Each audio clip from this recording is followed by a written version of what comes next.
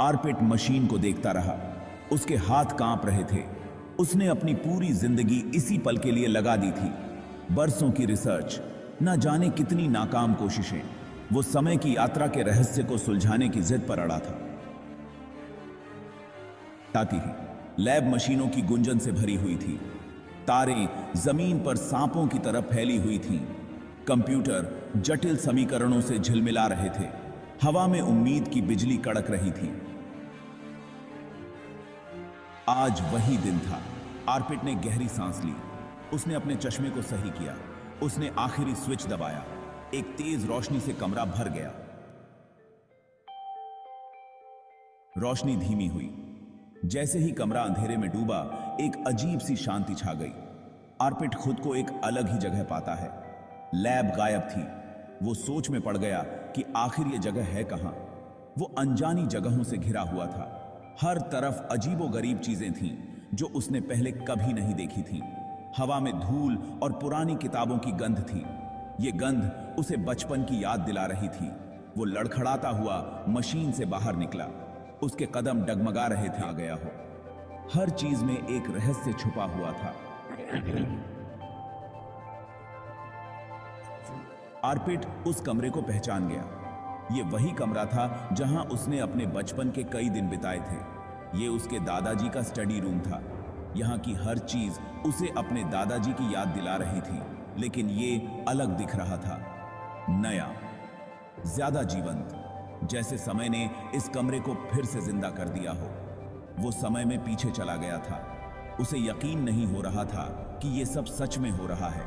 क्या ये कोई सपना था या हकीकत? वो सड़क पर निकला। शहर चहल पहल से भरा हुआ था। हर तरफ लोग ही लोग।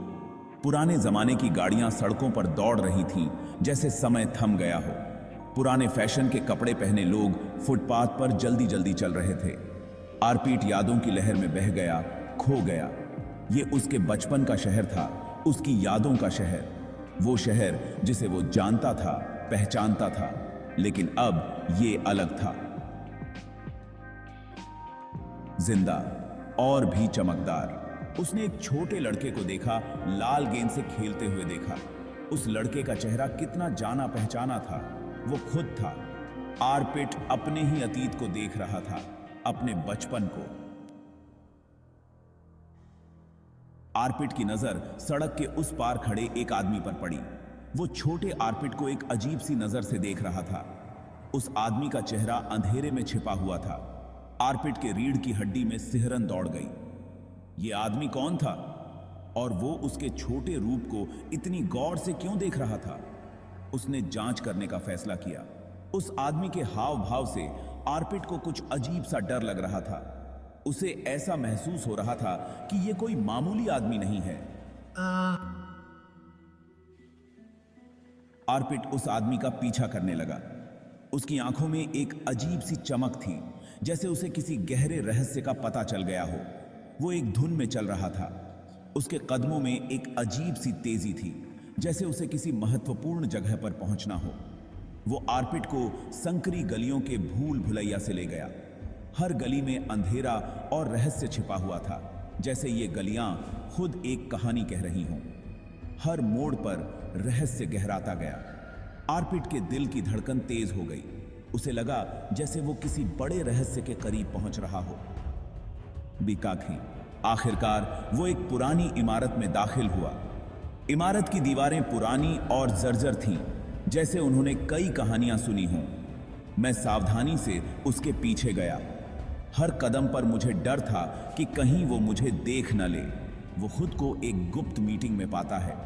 कमरे में हल्की रोशनी थी और चारों ओर सन्नाटा पसरा हुआ था। वो आदमी कुछ लोगों के साथ बात कर रहा था। उनकी बातें सुनकर आर्पिट को लगा कि कुछ बड़ा होने वाला है। मैं ध्यान से सुन रहा था। उनकी बातें मेरे दिल को छू रही थीं, जैसे वो मेरे अतीत से जुड़ी हों। वो जो सुन रहा था, उससे वो डर गया। उसकी आंखों में डर और चिंता साफ झलक रही थी। वो अतीत की एक महत्वपूर्ण घटना को बदलने की योजना बना रहे थे। उनकी योजना सुनकर आर्पिट के होश उड़ गए। एक ऐसी घटना जो आर्पिट के परिवार के इतिहास को पूरी तरह से बदल देती। उसे समझ में आ गया कि ये लोग उसके परिवार के अतीत को बदलने की कोशिश कर रहे थे और उसे अब इस साजिश को रोकना था। आर्पिट जानता था कि उसे जल्दी से काम लेना होगा। उसे उन्हें अतीत बदलने से रोकना होगा। उसे अपने परिवार की रक्षा करनी होगी। मैं चुपके से मीटिंग में घुस गया। मैंने उस ग्रुप का सामना किया। मैंने उन्हें समझाने की कोशिश की, लेकिन वो अपनी योजना को अंजाम देने की जिद पर अड़े थे। संघर्ष शुरू हो गया। मेरे साथ कोई नहीं था और वो मुझसे ज्यादा ताकतवर थे। मैं हार गया और मुझे भागना पड़ा। वो जानता था कि वो उनसे सीधे सीधे नहीं लड़ सकता। उसे कोई और रास्ता खोजना होगा। आर्पिट अपने दादाजी के स्टडी रूम में वापस आ गया। यह कमरा हमेशा से उसके लिए एक सुरक्षित स्थान रहा था, एक ऐसी जगह जहां वह अपने विचारों को समेट सकता था। उसे सोचने के लिए वक्त चाहिए था। इस कमरे की शांति और पुरानी किताबों की खुशबू उसे सुकून देती थी। योजना बनाने के लिए वक्त चाहिए था। वह जानता था कि उसे एक ठोस योजना की आवश्यकता है जो उसे अपने लक्ष्यों तक पहुंचा सके। वो इधर उधर टहल रहा था। उसका दिमाग तेजी से दौड़ रहा था। हर कदम के साथ उसके विचार और भी स्पष्ट होते जा रहे थे। उसके विचार के हैं, मुझे उस बच्चे के भविष्य की रक्षा करनी है, मेरे भविष्य की। यह विचार उसे और भी दृढ़ बना रहा था। उसने अपने छोटे रूप को बाहर खेलते हुए देखा। वह बच्चा जो कभी निश्चिंतता से खेलता था, अब एक जिम्मेदार व्यक्ति बन चुका था। उसे अपने दुश्मनों को मात देने का कोई रास्ता खोजना होगा। यह आसान नहीं होगा, लेकिन वह हार मानने वालों में से नहीं था। आर्पिट को एहसास हुआ कि उसके पास एक फायदा है। यह फायदा उसे दूसरों से अलग बनाता था। वो अतीत को जानता था। उसने उन घटनाओं को देखा था जो उसे आज यहां तक लाईं। वो उन घटनाओं को जानता था जो होने वाली थीं। यह ज्ञान उसे भविष्य की चुनौतियों के लिए तैयार कर रहा था। वो उस जानकारी का इस्तेमाल अपने फायदे के लिए कर सकता था। यह उसकी सबसे बड़ी ताकत थी और वह इसे पूरी तरह से इस्तेमाल करने के लिए तैयार था। आर्पिट ने एक गहरी सांस ली और मुस्कुराया। उसे पता था कि वह सही रास्ते पर है। आर्पिट ने एक योजना बनाई। वो उस ग्रुप से सीधे नहीं लड़ेगा।